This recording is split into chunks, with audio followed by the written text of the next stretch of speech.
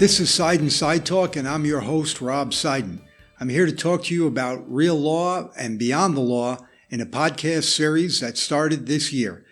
This is our third episode, and we're very honored to have with us today Richard Frankel. Richard is a retired FBI official who's worked on some of the most notorious cases in the history of the FBI and is now a private sector lawyer who works on cases involving various frauds and scams and cyber crimes around the world. We're very honored to have you here today, Rich. Thanks, Rob. So we're going to talk today with Rich about a few things, and this is consistent with this series of Beyond the Law, and this particular episode is going to be Beyond the Courtroom, because we're going to be discussing with Richard some issues that are very prevalent in society today in America and around the world. And hopefully you in the audience will be able to have a takeaway that can help you in your life. So as some of you may know, recently there was an arrest in a long-standing investigation, what they call the Gilgo Beach murders, of women who were murdered and then buried out in Long Island, New York, that had not been solved for many, many years. Richard is one of the FBI agents who actually worked on that case while he was with the Bureau, and subsequently has been one of the people that the media has relied on to inform the public as to the significance of the results of the most recent arrest. So, Richard, can you just give us maybe an update on where we are with this arrest and what your thoughts are?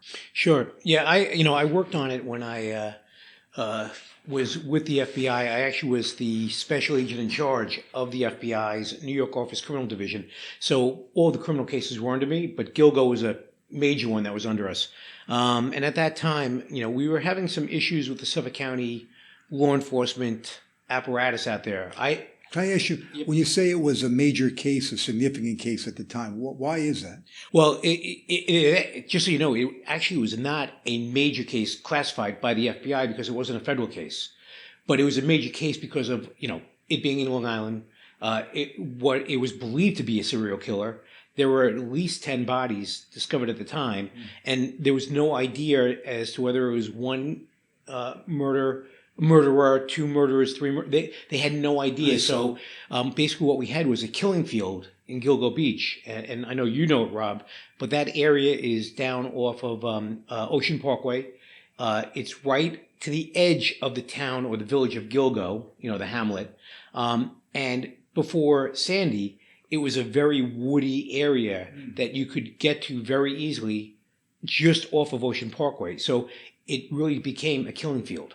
So this killing field, as you descriptively call it, why wasn't it something that the local police were handling? Why did the FBI have to get involved? So in a lot of cases where there are serial killers, and this is not just for Suffolk County or Long Island, this is nationwide or even worldwide, if there's a serial killer and there's the need of some of the resources of the FBI, local law enforcement can ask for our assistance, and we can come in and do that.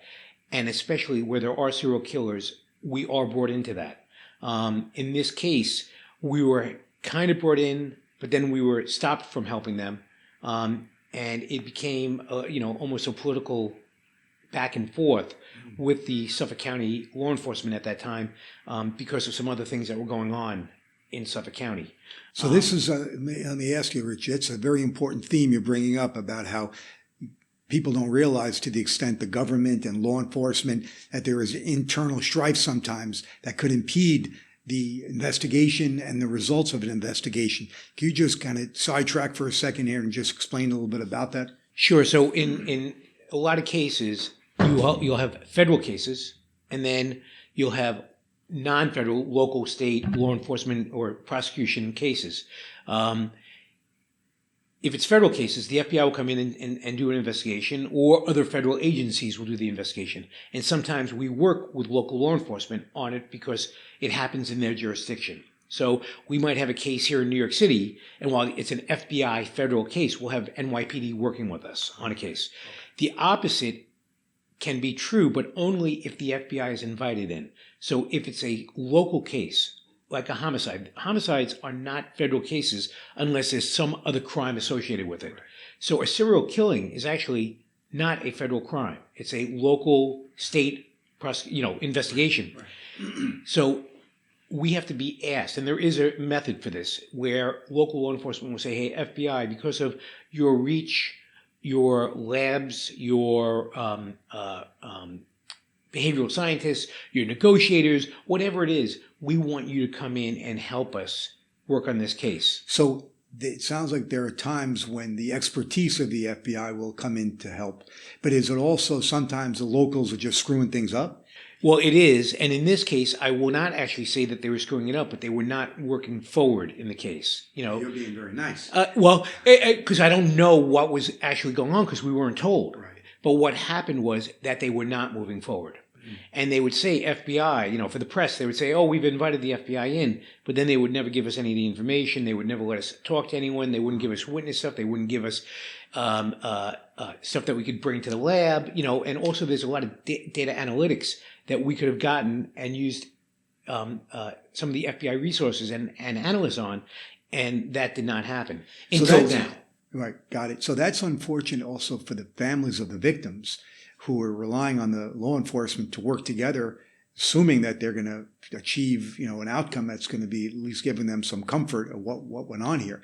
Tell us a little bit about the victims. So the victims, at least the 4 that are associated with the killer that has been identified, Rex, okay? Those 3 of them have been charged, and 1 has been identified as being associated with the case. So they didn't have enough probable cause yet to make the arrest on that one, but they believe he also killed that 4th woman. All of them were prostitutes. They all worked either in the New York City and or Suffolk County area, from what we know.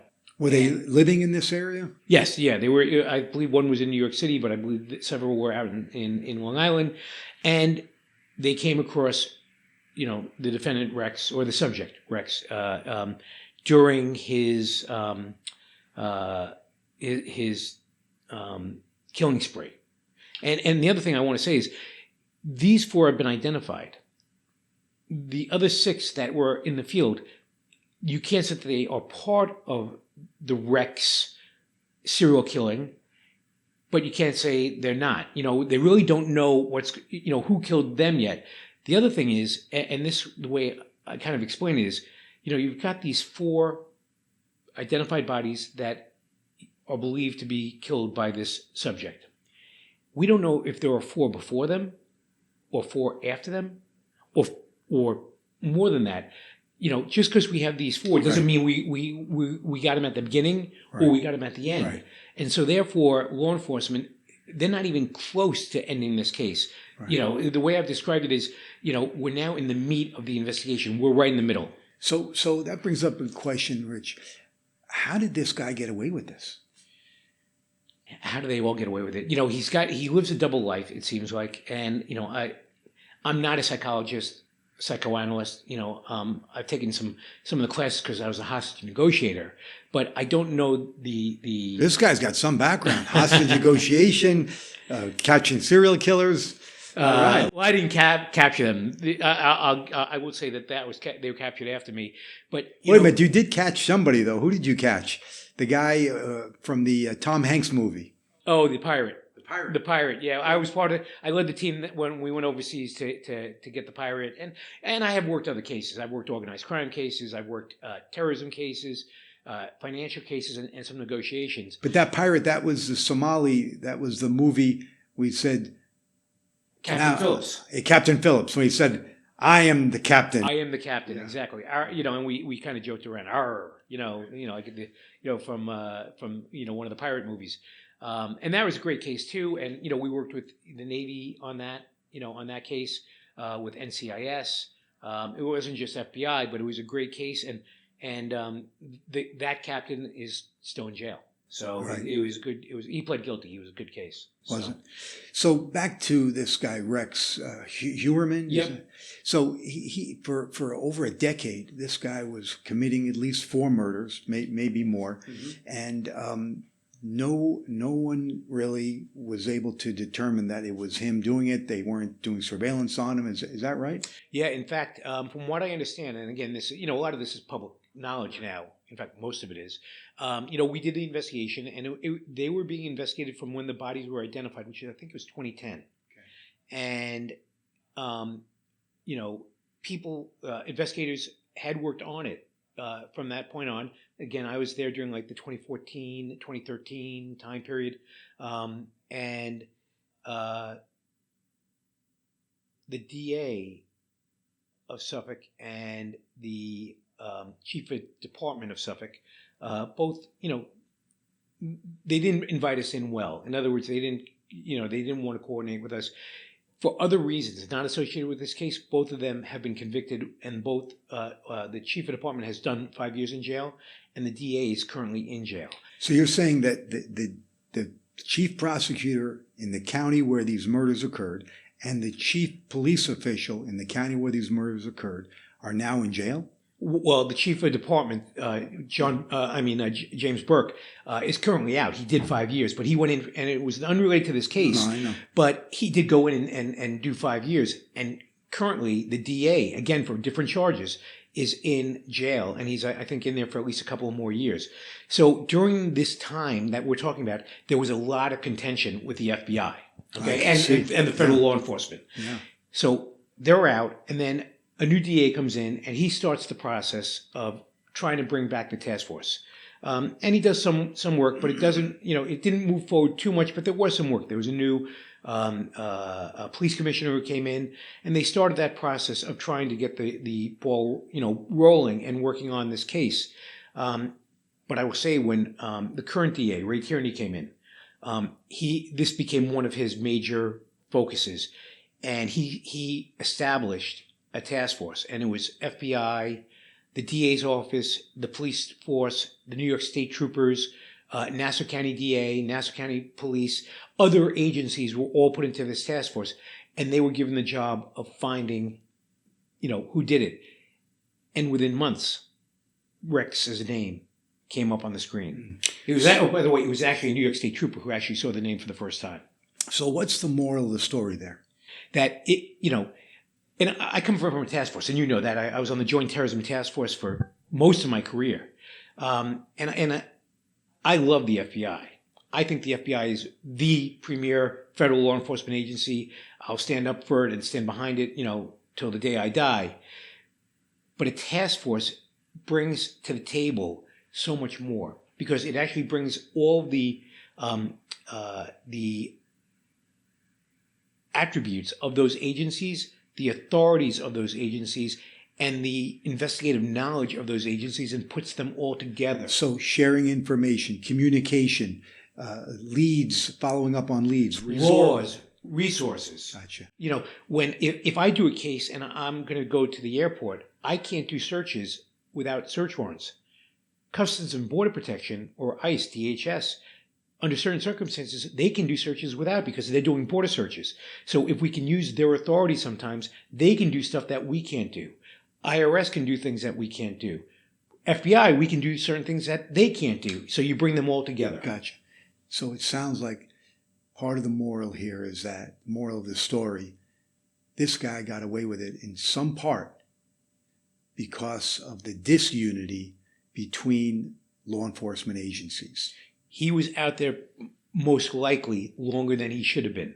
If they had worked together, and again, listen, things change, better technology, better databases, all that actually went into it too.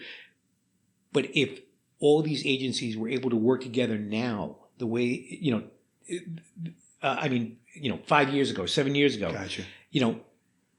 Maybe they would have caught him earlier. And again, we don't know what he's done in the last 7 years. I get it. So it's fascinating, and it's appreciated that you share all this insight with us. Let's pivot to something a little less gory, if you will, to talk a little bit about what's now seems to be on everyone's tongue, which is artificial intelligence, AI, and how this is impacting society, and how people should look at it. And be circumspect when they're kind of figuring out if they should get involved with AI. So the AI scams, where scammers are using family members' voices to trick people into giving them money.